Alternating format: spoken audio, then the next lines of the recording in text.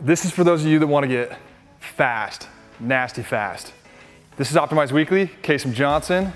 Today we are going to go over speed training techniques using resistance bands. So what we're going to be working with is the Stroops Son of the Beast.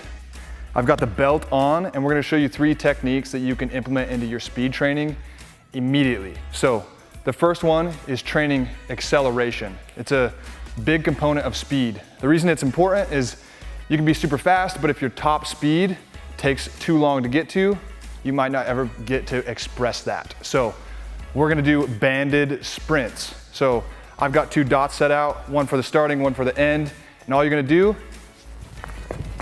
is sprint out and come back. So the reason this is important is that you can do something similar with a sled maybe, but with sleds, you get a consistent set resistance. Whatever weight you set on the sled is what you get.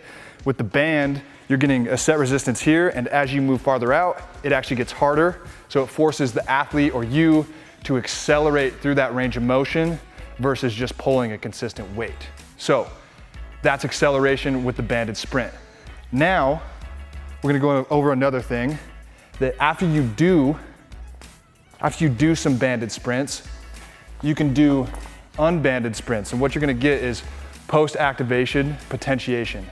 That's just a fancy saying of now you've primed your nervous system and your body to move against that resistance to output more force, right? And now we're gonna remove that force and perform a sprint, and you're gonna feel lighter. So now when I go into this, I almost moved too fast and had to try to catch myself. That's just because we primed the nervous system with an external stimulus, right?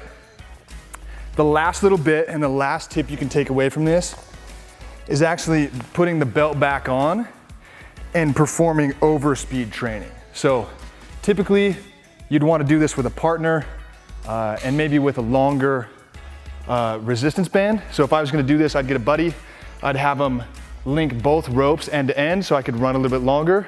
But the idea is that you're going to back up and you're gonna set your starting point so you have the full resistance set on you, right? So now there's a lot of load, and now I'm gonna take off sprinting, and what this is gonna do is it's actually going to make my body move faster than what I can normally do.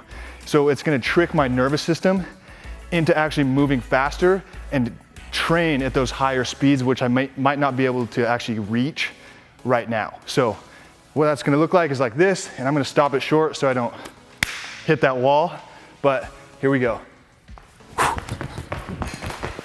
Woo.